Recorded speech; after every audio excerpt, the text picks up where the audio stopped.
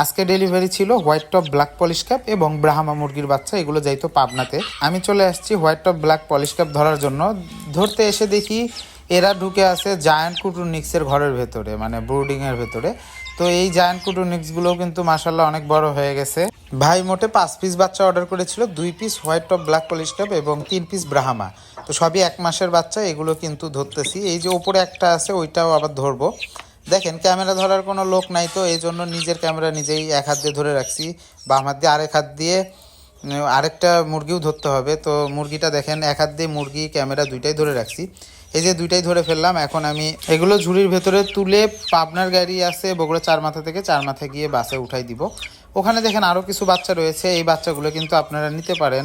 সিল্কির বাচ্চা, কোচিনের বাচ্চা, তারপর পলিশ কেপের আরও বিভিন্ন কালারের বাচ্চাগুলো, সেরেমার বাচ্চা, গোল্ডেন সেপারেটের বাচ্চা, এই সমস্ত মুরগির ছানাগুলো যদি কারো লাগে ব্রুডিং কমপ্লিট করা, তাহলে আমাদের সাথে যোগাযোগ করতে পারেন। আপনি কোন জেলা থেকে ভিডিওটি দেখছেন অবশ্যই কমেন্টে জানাবেন। দেখা হবে নতুন কোনো ভিডিওতে, ততক্ষণ পর্যন্ত ভালো থাকবেন, সুস্থ থাকবেন। আসসালামু আলাইকুম।